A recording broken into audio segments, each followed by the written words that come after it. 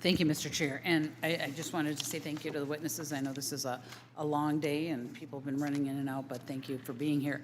Mr. Hemsley, we did have the opportunity to meet, I guess, 2 days ago, yesterday, whatever day it was, but I serve a very rural area and the western half of Minnesota, and so obviously very concerned about the what's going on with rural health care. And in many of the rural counties, premiums are rising at a rate faster than in urban areas. And I'm wondering, why are rural families seeing some of the steepest increases, and what specifically is UnitedHealth doing to reverse that or help that trend?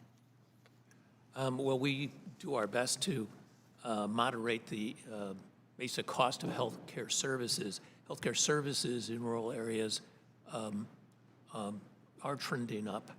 And often, many times, those remaining services are consolidated with another provider in the community, and when that occurs, prices tend to go up. But the challenge of making sure that you have enough access and enough care in a rural community, and the cost of that does translate into the premiums, and that's why it increases. Well, it is a critical it's a critical part of the rural economy, the communities, is to have health care. And you know, when you talk about consolidation, or you know, if you're closing clinics, closing hospitals, that's a serious issue. But I do want to just focus on the insurance. Rural consumers, you know, already face limited plans, plan choice in rural areas.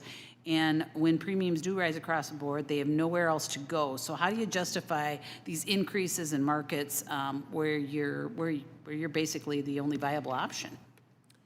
Well, what we're trying to do is engage and help with the rural communities in terms of getting them care and getting them care at a lower cost. So things like working with them and organizing how the health services in those regions can be better organized together, as well as the use of better technology like telehealth technologies. And then, as I indicated earlier, we are advancing a program to see if we can speed up the cash flow to these organizations, really pursue kind of a real-time processing experience for them, and get cash to them at about half the time they're getting it now.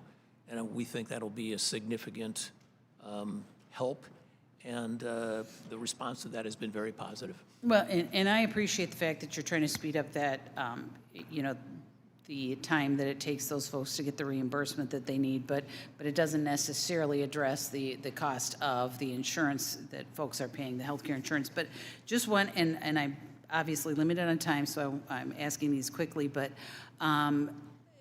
the UnitedHealth's networks in rural communities are increasingly narrow and forcing patients to drive long distance. I mean, and that's a serious issue in rural areas. And so what criteria do you use when deciding which rural providers to include or exclude from your networks? We use, you know, very understandable factors about access and convenience, quality, and making sure that there is enough coverage to serve those populations where we have insurance products.